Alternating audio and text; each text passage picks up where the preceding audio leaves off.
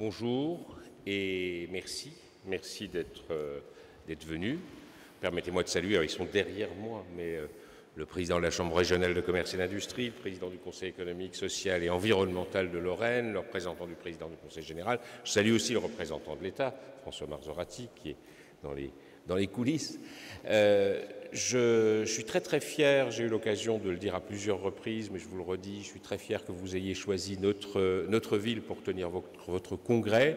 Je remercie une nouvelle fois ceux qui vous ont convaincu, c'est-à-dire l'équipe locale, je ne les citerai pas tous, mais Jean-Luc, Dominique, Franck et tous ces gens que j'ai vus souvent au cours des derniers mois qui ont passé énormément de temps pour faire de ce congrès une réussite et qui surtout en amont vous avez convaincu et je vous remercie, Président, d'avoir choisi Metz parce que c'était un choix audacieux. Nous en sommes conscients. C'est jamais évident de dire tiens, on va aller à Metz et parce que comme j'ai souvent l'occasion de le dire, nous sommes très fiers de notre ville, mais nous avons aussi conscience d'un déficit d'image qui nous appartiendra de combler dans les années, voire les décennies à venir.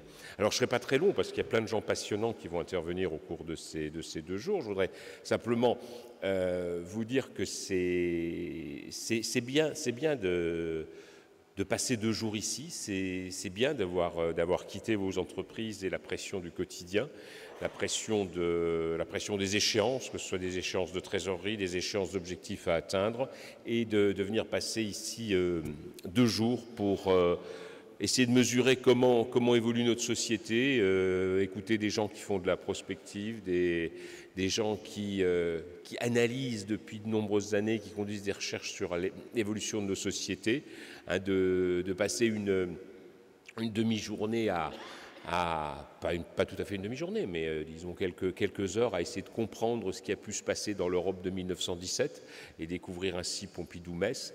Et je crois que c'est bien de prendre du recul et de réussir pour vous qui êtes des femmes et des hommes du cœur de l'entreprise, de prendre régulièrement de la hauteur pour observer ce qui est en train de se passer dans notre monde, pour observer cette crise dont la signification va nécessairement changer puisque la crise est devenue un état quasi permanent.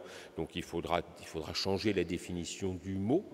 Mais en tout cas, ce que vous faites là, au cours de ces 2 jours et ce que vous faites tout au long de votre vie professionnelle, ça crée aussi un devoir. Et je formulerai une demande que je vous adresse à vous, Président.